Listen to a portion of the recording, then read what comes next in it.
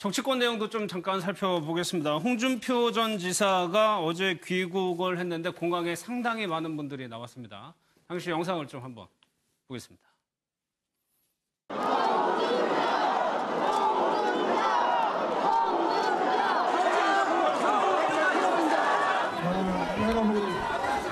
여러분 고맙습니다.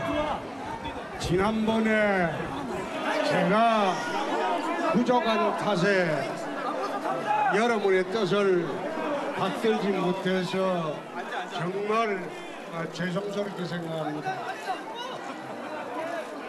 저나 저희 자유한국당이 잘못을 한 바람에 대선에 패배를 했습니다. 그래서 앞으로 여러분과 함께 자유 대한민국의 가치를 지키는데 함께 하도록 하겠습니다. 정말 고맙습니다. 고맙습니다.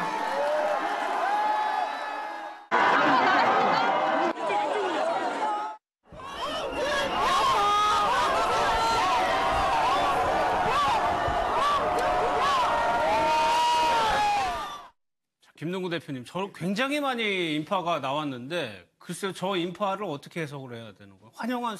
한국당에서 환영하고 있는 입장인가요?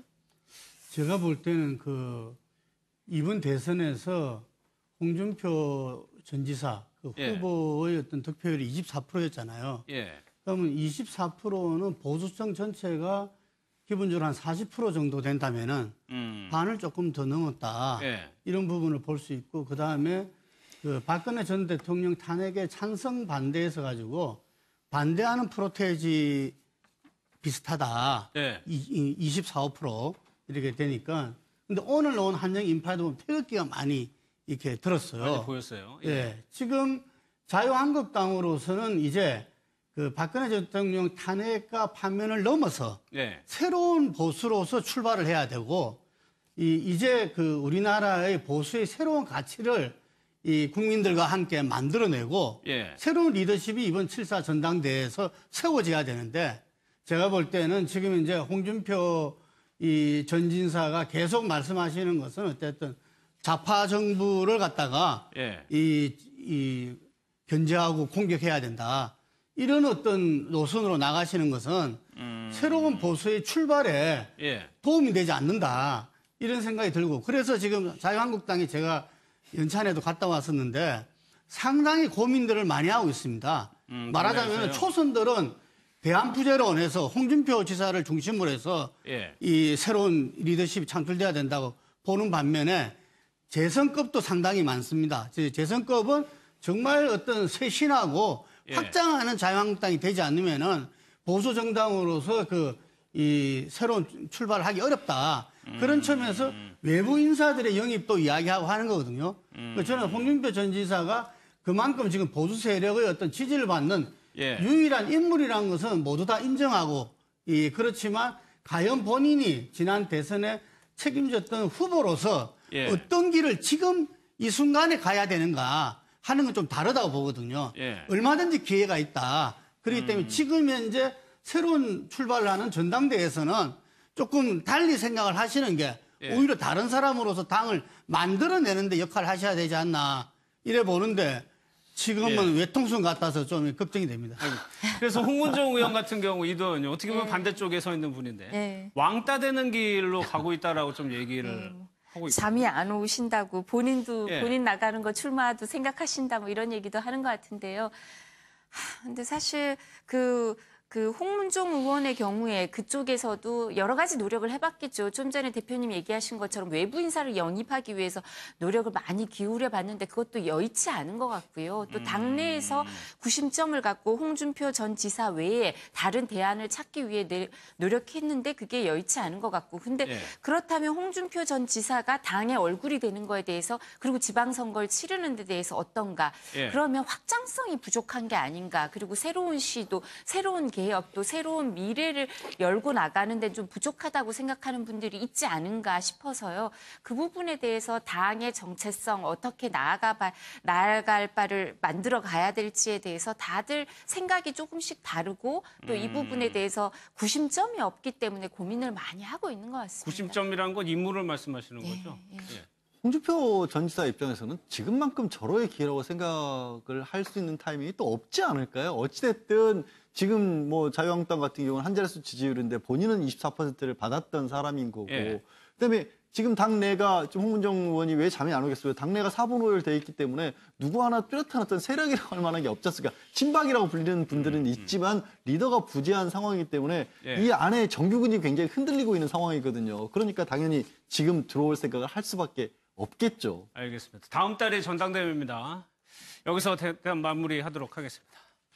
네, 반갑습니다. 모레 인사청문회가 3명의 후보자에 대한 인사청문회가 이루어지고 지금 김상조 후보자에 대해서 청문보고서 채택이 논의되고 있습니다. 지금 집중적으로 논란이 되는 이제 두 분 먼저 좀 살펴볼게요. 강경화 후보자에 대해서 증여세 관련해서 논란이 또 의혹이 제기가 됐는데 글쎄요, 결정적인 문제라고 좀 보십니까?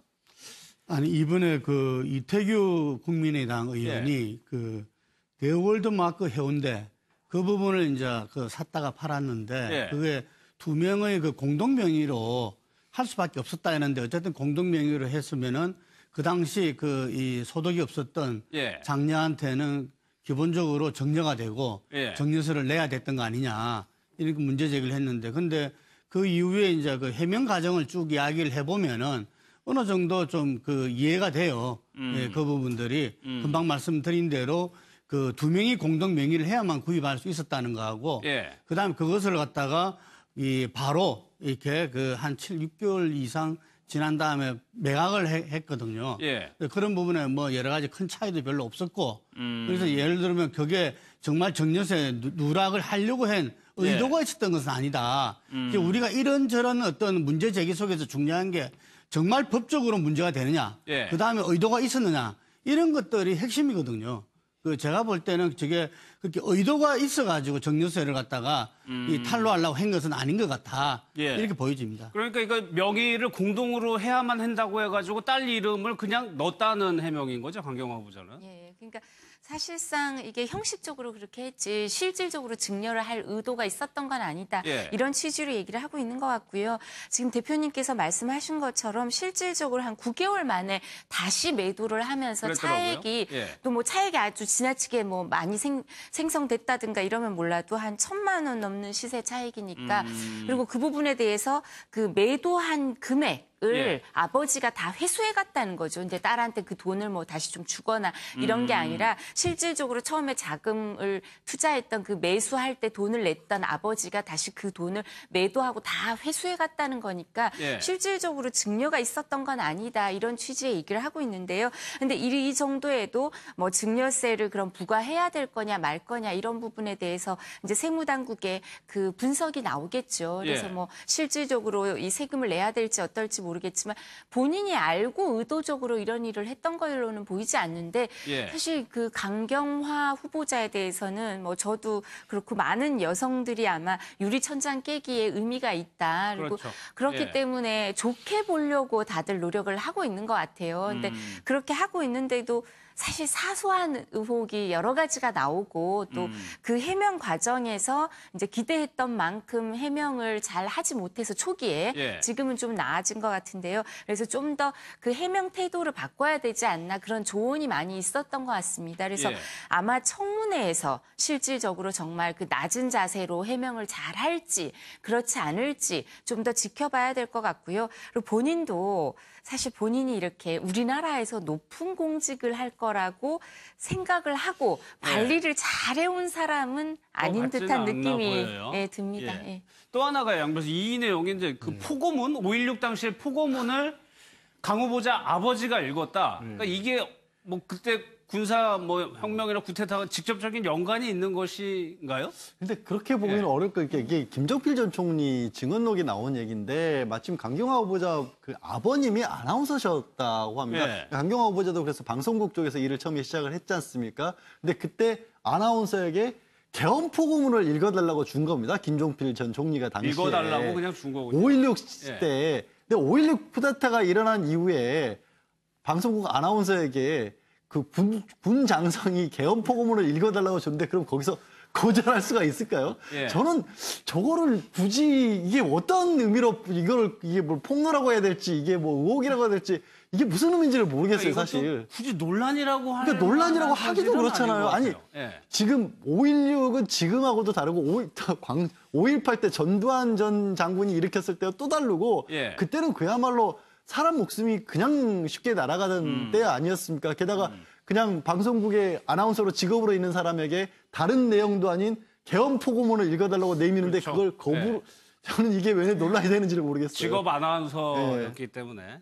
그러면 김희수 후보자 같은 경우는 글쎄요, 통진당 해상에 대해서 반대 의견을 냈기 때문에 그쪽에 문제가 있을 것 같았는데 5.18 때 얘기가 좀 나오고 있단 말이에요. 그렇죠. 이거는 이제 군 법무관 시절의 얘기인데요. 그 당시에 이제 군 법무관 시절이니까 어쩔 수 없는 상황이라고 얘기했지만 그 당시 이제 시민군의 버스를 몰고 있었던 버스 운전기사에게 사형을 선고했던 전력이 문제가 되는 겁니다. 예. 오늘 아침자 언론 인터뷰에서 그 당시에 사형 선고를 받았던 인물이 이제 인터뷰를 한 그런 언론 보도가 되고 있는데 그러니까 본인이 굉장히 오랜 기간 동안 고통 속에 살았던 세월을 얘기하게 되는 거죠. 예. 그러니까 결국은 치령을 살게 되고 나중에 이제 풀려나게 되지만 이게 재심 청구를 통해서 무죄로 밝혀지게 되거든요. 근데 이런 건이 한 건만 있었던 게 아니라 그 당시 한 20건이 넘는 선고를 내리게 되는데 예. 재심 청구를 통해서 한 7건 정도가 결국은 무죄로 최종 판결이 나게 되는 겁니다. 20건에서 7건, 7건 정도가. 그러니까 이제 김희순 재판관 같은 경우, 그러니까 지금 그 후보자 같은 경우에는 그 당시의 상황에 대해서 이제 어쩔 수 없는 상황이었다라고 얘기는 하고 있지만 예. 결과론적으로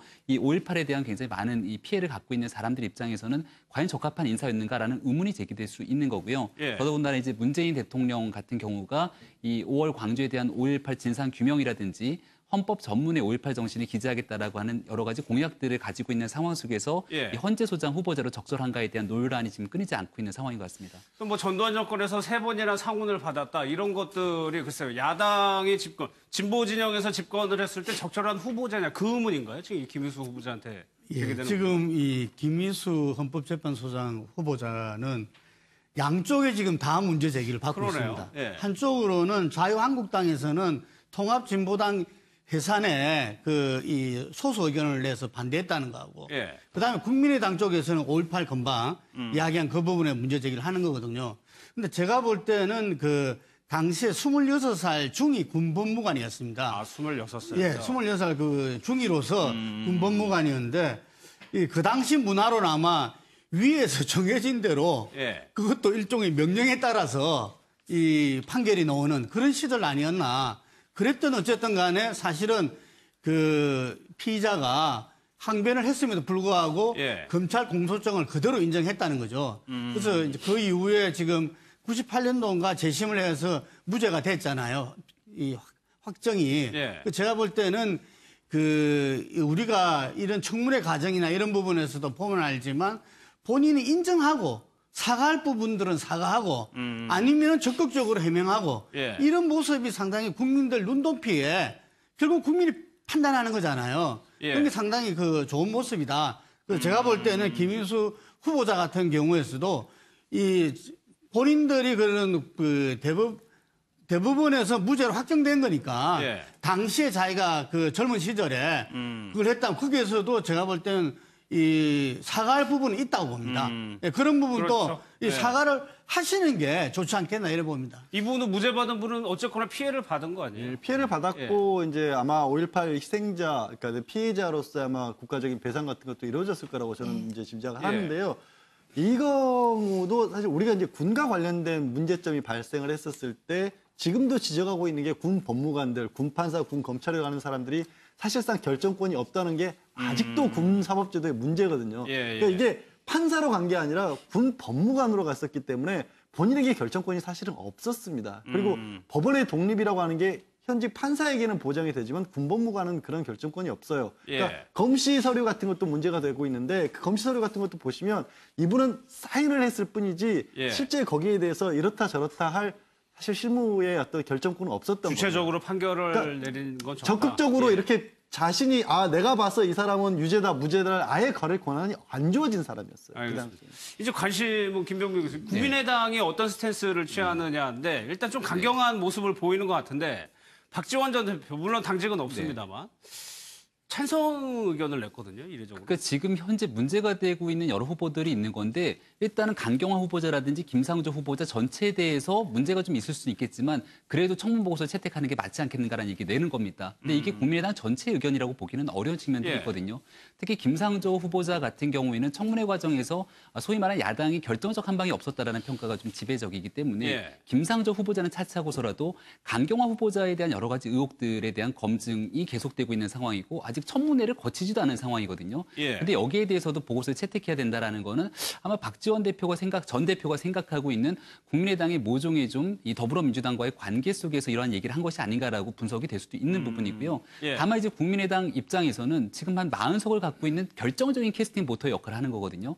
그러니까 문재인 대통령 입장에서는 사실 가지고 있는 여러 가지 후보자들의 상징성들이 있기 때문에 될 수 있으면 모든 청문 보고서가 채택되는 걸 바라고 있겠죠. 근데 다만 예를 들어서 청문위원회에서 청문 보고서가 김상조 후보자도 마찬가지입니다. 아직 최종 결정은 안 났기 때문에 국민의당이 만약 반대 의견으로 틀어서 청문 보고서 채택이 되지 않는다라면은 이 후보자가 갖고 있는 여러 가지 역량에도 불구하고 여야 협치 정신 때문에 이거를 그대로 강행하기엔 무리수가 생기는 거거든요. 근데 국민의당이 박지원 전 대표가 얘기하는 것처럼 이런 캐스팅부터의 역할을 포기해버리고 사실상 더불어민주당에 힘을 실어주는 선택을 하게 됐을 경우는 향후 정당의 방향성에도 좀 문제가 생기게 되기 때문에 지금 내부적으로 여러 의견들이 공존하고 갈등하는 형국으로 보입니다. 여전히 고민하고 있는 것 같아요. 지금 국회에서는 이제 3+2 전략 이래가지고 지금 5당 체제로 됐잖아요. 대선 결과가. 그런데 그 5당 체제에서 더불어민주당과 정의당이 한쪽이고 어쨌든 보수 쪽에 그 자유한국당과 바른정당이 한쪽이라면 둘이잖아요. 이게 그래서 국민의당이 어느 쪽으로 가냐에 따라서 승부가 난다는 거죠. 그래서 3+2 전략.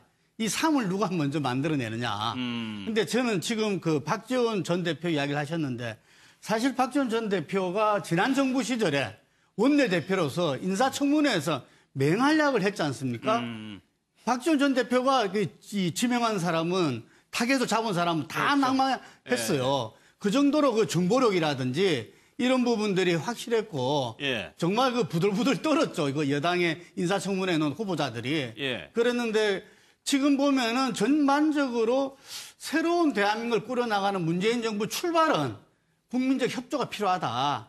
이런 큰 전제하에서 지금 이제 아마 당내 어떤 여론도 그렇게 조성하고 있는 것 같았습니다. 특히나 김희수 후보자에 대해서도 뭐 5.18 관련 논란에도 모두 찬성한다. 호남에서도 이해하는 분위기다라고 뭐 부연 설명까지 했습니다. 왜냐하면 김희수 후보자의 경우에 헌법재판소 재판관으로 청문회를 거쳤거든요.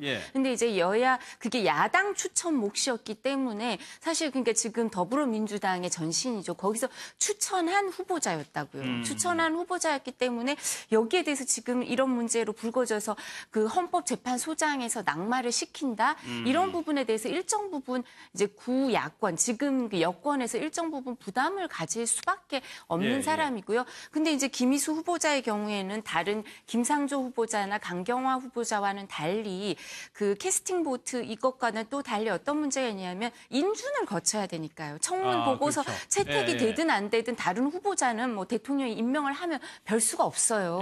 별 수가 없지만 이 헌법재판소장 후보자는 인준을 거쳐야 되니까 국회에서 필요한 그 투표수를 얻지 못하면 이제 통과가 안 되는 거죠. 그럼 임명을 할 수가 없는 그런 문제가 있으니까 오히려 좀 선제적으로 좀 전에 여러분이 말씀하신 것처럼 임기 초기에 대통령을 도와주자 이런 생각으로 김의수 후보자에 대해서 오히려 박지원 전 대표가 쉴드를 강하게 쳐주는 모습을 보이는 것 같습니다. 알겠습니다. 어떻게 되는지 한번 지켜보고요. 지금 새 정부가 들어오면서 전의 정부 박근혜 전 대통령이 추구했던 사업들이 하나둘씩 사라지고 있는데 영상부터 한번 보겠습니다. 이 나라가 다시 일어설 것이라고 예상한 사람이 거의 없었던 한국을 다시 일으켜 세운 것은 바로 할 수 있다는 새마을 운동 정신이었습니다. 이제 아시아, 아프리카 지역을 넘어 중남미 지역으로도 새마을 운동의 열기가 퍼져가고 있습니다.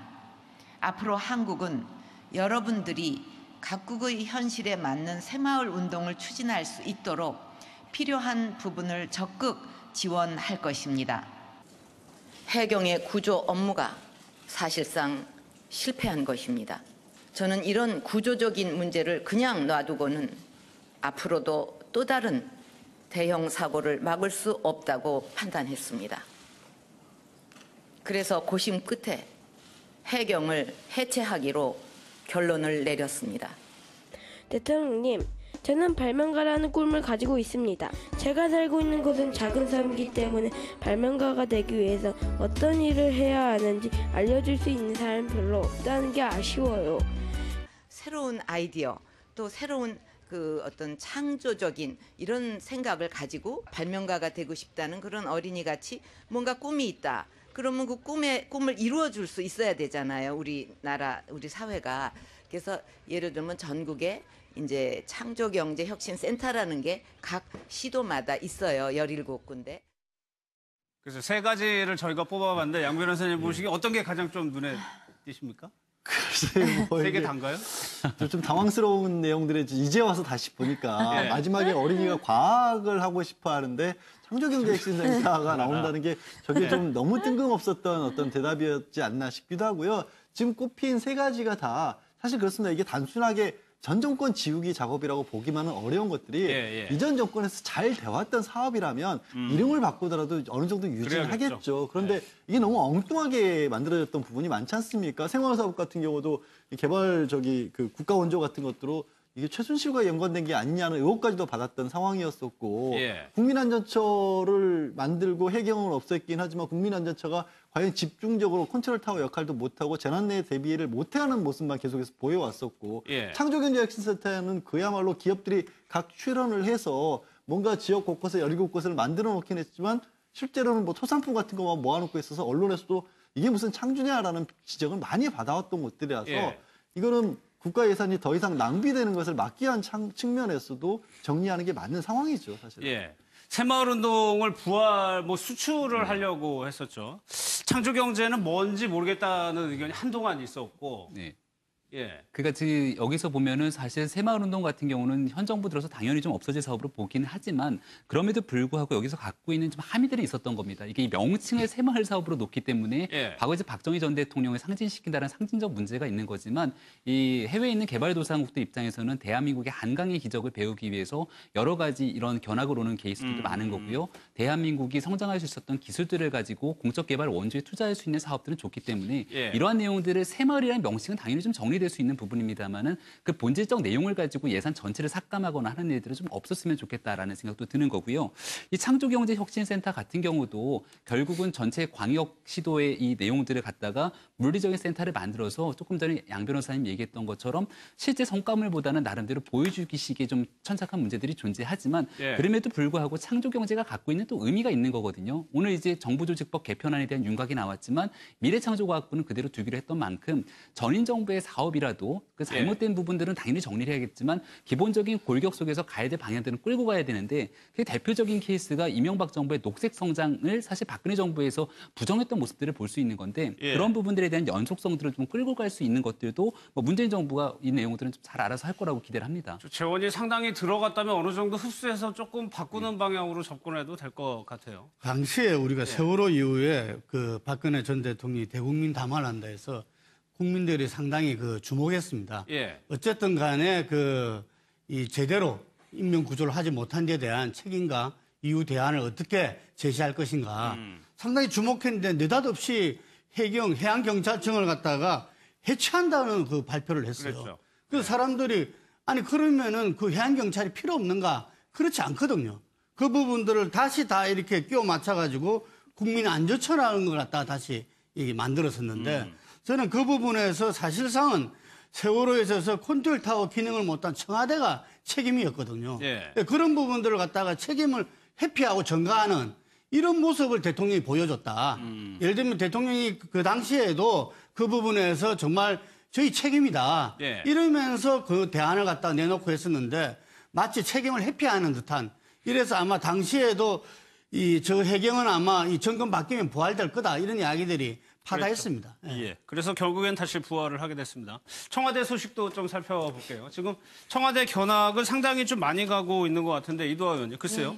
문 전 대통령이 그 자리 그곳을 지나고 나면 꼭 인사를 해주나 봐요. SNS에 막 올라오고 있습니다. 그래서 아마 저런 부분에 있어서 이제 친절한 모습을 진짜 친절한 모습을 보여주고 눈높이에 맞춰서 뭐 아이들이라든가 이런 그 견학 오는 학생들한테도 그런 모습을 보여주시는 것 같은데요. 근데 문재인 대통령도 그런 생각을 하실 것 같아요. 사실 그 차별화된 모습을 보여주고 또 그랬기 때문에 그 과정에서 이런 모습을 보여주면서 지지도 많이 얻고 지금 그 국민들의 성원을 얻고 있잖아요. 근데도 사실 이 인사에 있어서 이런 걸 보시면 어떤 마음이 드실 것 같냐면 정치는 사실 결과까지 책임진다 이런 얘기를 하거든요. 그러니까 과정에서 저런 좋은 모습을 많이 보여주신다 하더라도 국민들이나 아니면 언론에서 기다려주는 건 시간이 그렇게 길지 않을 거예요. 이제 밀월 기간도 짧고 그리고 경제 지표가 좋아져야 될 거고 또 뿐만 아니라 이제 인사에 있어서 그런 마음을 많이 그 생각이 많이 드실 텐데 인사도 정말 좋은 의도로 그리고 스토리가 있는 사람들이어서 저희도 다 감탄했었는데 이제 청문회를 거치면서 사소한 얘기들이 나오니까 아 이것도 결과까지 책임을 져야 되는구나 인사도 이런 생각을 하실 텐데요. 그래서 그런 초심을 잃지 않고 또 결과까지 책임져야겠다 이런 마음을 먹으시면서 계속 좋은 모습 보여주기 기대합니다. 이런 사진들이 저희가 이렇게 보도하고 방송해야 되는 걸 임기가 중후반으로 갈 때 저희는 기억을 하고 있거든요. 아, 그럼요. 그래서 이제 최근에 가장 많이 달라진 것 중에 하나가 국민들의 어떤 정치적 관심도도 굉장히 높아졌을 뿐더러 매체가 굉장히 다양해지면서 그때 예전 같으면 뭐 예를 들어 신문이 중심이 됐다가 이랬을 때는 과거 자료를 찾는 것 자체가 어려웠어요. 근데 이제는 방송이나 언론에서뿐만 아니라 국민들도 뭐가 하나 딱 터져나오면 그때 이랬잖아 하면서 바로 연락을 바로 찾아내지 않습니까? 그러니까 비교가 끊임없이 되고 조금만 달라져도 사람이 변했네 이런 반응이 나오기 때문에 이두원 좀 전에 지적하신 것처럼 변하지 않을 거고 변하지 않으시리라 그렇게 믿습니다, 사실은. 근데 이 시민들을 향해서 90도로 인사하는 거는 참 인상적인 것 같아요. 그래서 탈권위 행보를 보여주는 모습이고 얼마 전에 저는 인상 깊었던 게 이낙연 총리 임명장을 수여하면서 90도로 폴더 인사에서 이 하트 모양이 그려졌다는 것 아니겠습니까? 뭐 시민이건 모든 사람에게 격이 없는 모습을 보여주는 거고 계속 얘기하는 게 참 이런 행보를 보일 때 경호실이 어렵겠다 했는데 오늘 정부 조직 개편된 내용들을 보니까 경호실이 경호처로 한 단계 내려가면서 장관급이었던 인사를 차관급으로 내려가게 됐더라고요. 이제 그럼에도 불구하고 이런 과정들을 거쳐서 시민들에게 격이 없이 다가겠다고 하는 문재인 대통령의 모습은 뭐 두말 하나 없이 좋은 모습이라고 보여지고 정말 말씀하셨던 것처럼 사실 지금이야 어찌 보면은 임기 초반에서 굉장히 높은 국민적 지지율을 받고 있는 상황이기 때문에 나가면 시민들이 환호하고 모두가 좋아하지만 어느 순간 또 지지율이 낮아지는 경우가 발생하게 될 수도 있는데 그럴 때도 초심을 잃지 않고 시민들과 이런 격이 없는 소통이 좀 진행됐으면 좋겠다는 생각이 듭니다. 알겠습니다.